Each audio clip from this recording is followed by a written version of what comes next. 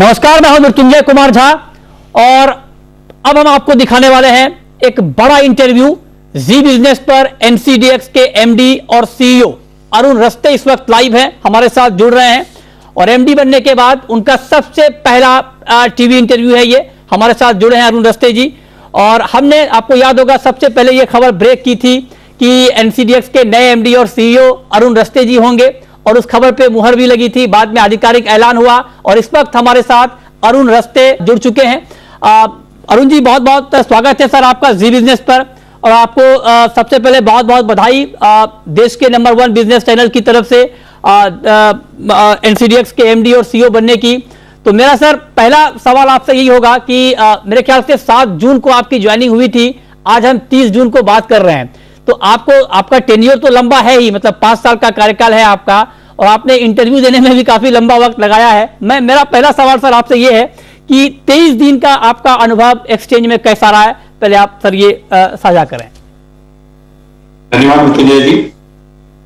जैसे कि मैंने कहा था कि मुझे कुछ समय दीजिए जिससे बिल्कुल सर मैं आपसे बात कर सकूं, और जब मैं आज आपसे बात कर रहा हूं तो कल की सेकंड में कुछ महत्वपूर्ण निर्णय लिए हैं और जिससे एनसीडीएक्स के मतलब जो हमारा कारोबार है उसको बढ़ने में भी और हमारे किसान लोगों को भी बहुत फायदा होगा। तो एक तरह से मतलब जो ये मैंने हफ्ता लगाया है आपसे बात करने के लिए, वो हमारे लिए बहुत अच्छा है, ना कि हमारे लिए, सब किसानों के लिए भी बहुत अच्छा है, एक्सचेंज के लिए भी अच्छा है। क्योंकि कल के फैसले से सेबी से ये होगा कि मार्केट में लिक्विडिटी बढ़ जाएगी। तो मार्जिन वाला फैसला दिया है इंडेक्स फ्यूचर्स के लिए, मार्केट में लिक्विडिटी बढ़ जाएगी। आप जानते हैं कि एनसीडीएक्स ने एक एग्रीडेक्स पहले ही हमने इंडेक्स लॉन्च किया था। हम ये कोशिश कर रहे हैं कि 2 और इंडेक्स बहुत जल्द हम लोग लॉन्च कर लेंगे, एक सोयाबीन में होगा और एक ग्वारगम में होगा। जब ये इंडेक्स लॉन्च हो जाएंगे तो कल के जो फैसला हुआ है उसके कारण हमें बहुत फायदा होगा और अंडरलाइन जो एसेट्स हैं, अंडरलाइन कमोडिटीज हैं, उनमें जो ट्रेड करने वाले हैं उनको भी बहुत फायदा। मैं तो ये सोचता हूँ कि शुभ संकेत हुआ है हमारे लिए और एक्सचेंज के लिए। ठीक बात है। तो मतलब आपने कहा कि जो कल फैसला हुआ है सेबी की तरफ से क्रॉस मार्जिन का, इसका एक बड़ा इंपैक्ट मार्केट के ऊपर होने वाला है। अब सर मेरा दूसरा सवाल आपसे ये होगा कि अभी जो एग्री कमोडिटी का वायदा कारोबार है और जिस तरह से इसके पीछे का मकसद ये था कि किसानों को अच्छा भाव मिले, किसानों को सही जानकारी मिले, तो ऐसे में सर मैं आपसे जानना चाहता हूं कि आपकी अब यहां से प्राथमिकता क्या होगी कि इसमें और ज्यादा ट्रांसपेरेंसी आए, किसानों की भागीदारी और बढ़े, एफपीओस की भागीदारी और बढ़े। आपने 2-3 महत्वपूर्ण अपनी प्राथमिकताएं क्या क्या तय की हैं सर? देखिए मृत्युंजय जी, सरकार ने एक फैसला लिया था कि हमें 10,000 एफपीओस बनाने हैं। एफपीओस की हम बात करते हैं, 10,000 एफपीओस की बात करते हैं तो कानून की और जो भागीदारी होगी उन एफपीओस में, वो एफपीओस कंपनी भी हो सकती है, कोऑपरेटिव भी हो सकती है, सोसाइटीज भी हो सकती है। किसी भी कानून के तहत अगर वो रजिस्टर्ड एफपीओस होंगी तो किसानों की भागीदारी बढ़ेगी। वो पहला कदम है।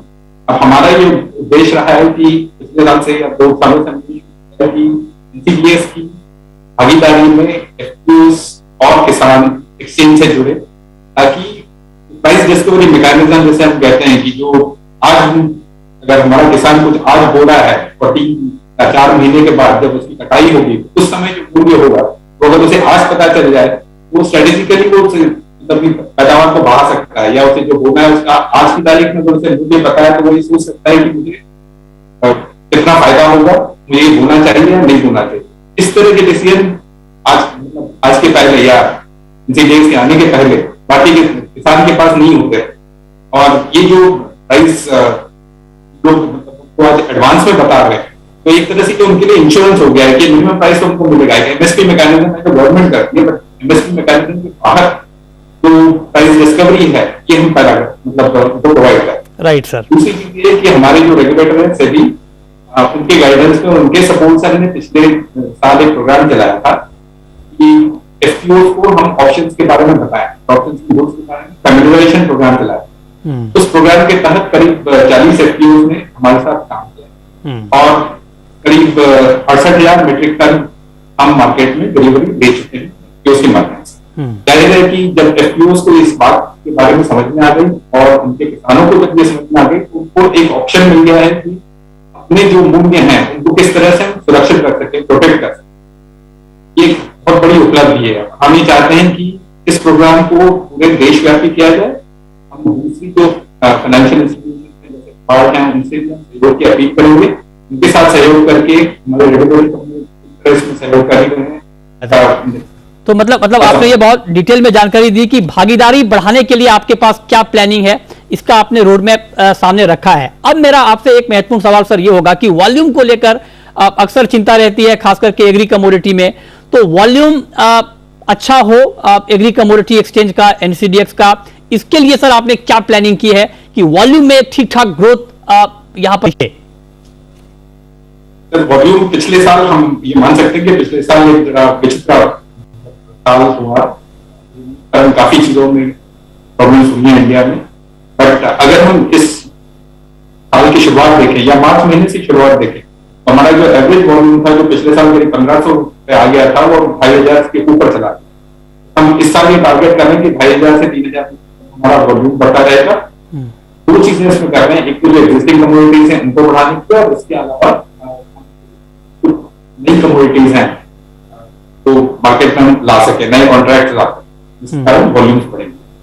दूसरा ये है कि जो ईज ऑफ डूइंग बिजनेस वाली जो बात है, जो हम मतलब अंतर्राष्ट्रीय परिप्रेक्ष्य में भी करते हैं वो हमारे देशी परिप्रेक्ष्य में भी करना जरूरी है। तो हमारे जो पार्टनर्स हैं, स्टेक होल्डर्स हैं, इनके साथ ताल्लुकात हमारे बढ़ाएंगे, और ताकि ईज ऑफ डूइंग बिजनेस वाली जो बात है किसी को कोई तकलीफ ना हो एक्सचेंज पे ट्रेड करने। तो हमारा सेकंड थर्ड जो है मेजर चीज जो हम करना चाह रहे हैं, फाइनेंशियल पार्टिसिपेशन, फाइनेंशियल इंस्टीट्यूशन का जो पार्टिसिपेशन वो बढ़ना। ये मतलब जैसे अल्टरनेटिव इन्वेस्टमेंट फंड्स हैं, म्यूचुअल फंड्स हैं, इनकी भागीदारी इस क्षेत्र में बढ़ना जरूरी है। जैसे आप लोग हैं इक्विटीज में इन्वेस्ट करते हैं, पर रिटेल इन्वेस्टर इक्विटीज में है, कमोडिटीज में नहीं, उनका इनडायरेक्टली पार्टिसिपेशन होगा एआईएफ से, म्यूचुअल फंड से, एफपीआई से, उनको बढ़ाना हमारी तीसरी चीज। जब ये पार्टिसिपेशन बढ़ जाएगा, मार्केट पूरा डीपन हो जाएगा, वॉल्यूम्स अपने आप। ये आपने बहुत अच्छी बात बताई सर। मैं आपसे एक बात और पूछना चाहता हूं सर कि ऑप्शन को एग्री कमोडिटी के लिए एक बेहतर टूल माना जाता है, और कहा यह जा रहा है कि ऑप्शन के जरिए भी रिस्क कम करने में बहुत हद तक किसानों को भी मदद मिलेगी।